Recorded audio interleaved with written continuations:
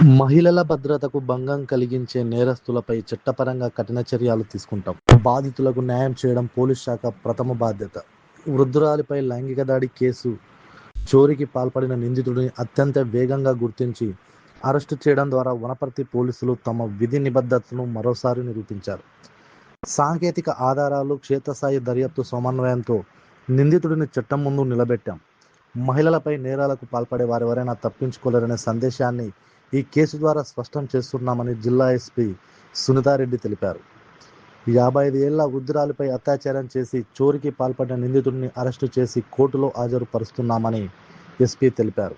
మే 30వ తారీఖు మార్నింగ్ 9 o'clockకి మనకి 55 సంవత్సరాలు కలిగినటువంటి ఒక మహిళ వనపర్తి రూరల్ పోలీస్ స్టేషన్లో మనకి ఒక ఫిర్యాదు ఇవ్వడం జరిగింది. దాని యొక్క బ్రీఫ్ ఫ్యాక్ట్స్, తను పెద్దమందడి వెళ్ళే క్రమంలో భగీరథ జంక్షన్ హాల్ నుంచి టువర్డ్స్ పెద్దమందడి తను బస్సు కోసం వెయిట్ చేస్తూ నడుచుకుంటూ వెళ్తున్న క్రమంలో ఒక గుర్తు తెలియని వ్యక్తి మోటార్ సైకిల్ మీద సుమారుగా ఒక 20 నుంచి 25 సంవత్సరాలు కలిగినటువంటి ఒక మగ వ్యక్తి మోటార్ సైకిల్ మీద వచ్చి తను కూడా పెద్దమందడికి వెళ్తున్నాను అవ్వ నిన్న అక్కడ నేను డ్రాప్ చేస్తానని చెప్పేసి తనని బండి మీద ఎక్కించుకొని మాయమాటలు చెప్పి తర్వాత రాజానగరం నుంచి రాజాపేట వెళ్లే దారిలో రోడ్ నుంచి మళ్ళీ డీవియేట్ అయ్యి ఇంటర్నల్ రోడ్లో మేధా టౌన్షిప్ ప్రాంతంలోకి తీసుకెళ్లి చెట్ల మధ్యలో తన మీద అత్యాచారం జరిపి తనని కత్తితో బెదిరించి తన యొక్క ఇయర్ రింగ్స్, తర్వాత పుస్తల గుండ్లు, ఫోన్ ఇవి దొంగిలించి తన దగ్గర నుంచి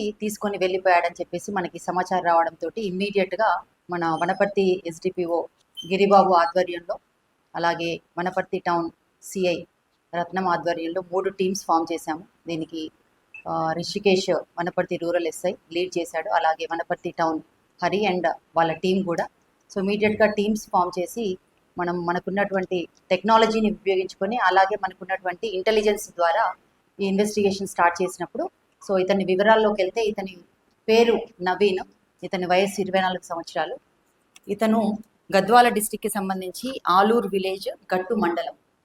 విచారణ చేసినప్పుడు అతని దగ్గర మనకి ఈ ప్రాపర్టీకి సంబంధించినటువంటి ఈ దిద్దులు, తర్వాత పుస్తల తాడు యొక్క గుండ్లు, సెల్ ఫోన్ ఒకటి, 5,000 రూపాయల నగదు, తర్వాత అతను క్రైమ్లో ఉపయోగించినటువంటి వెహికల్ని కూడా మనము సీజ్ చేయడం జరిగింది. దాంతోపాటు అతని దగ్గర మరి యొక్క 14 సెల్ ఫోన్స్, అందులో 10 స్మార్ట్ ఫోన్స్ సో మనకి అతని దగ్గర సీజర్ చేయడం జరిగింది. ADG law and order Mahesh Bhagwat sir ఆదేశాల మేరకు కూడా సిఐఆర్ పోర్టల్లో ఏదైనా సెల్ ఫోన్ దొంగతనం జరిగినప్పుడు దాని యొక్క వివరాలు కనుక మనం సెల్ ఫోన్లో పెడితే అది ఎవరు పోగొట్టుకున్న వ్యక్తి యొక్క వివరాలు మనకు వస్తాయి. సో తదుపరి పోలీస్ కస్టడీ తీసుకొని మేము ఈ 14 ఫోన్లు కూడా ఎలా సేకరించడం జరిగింది అనేది కూడా మేము పోలీస్ కస్టడీలో తదుపరి విచారణలో మేము తెలుసుకోవడం జరుగుతుంది.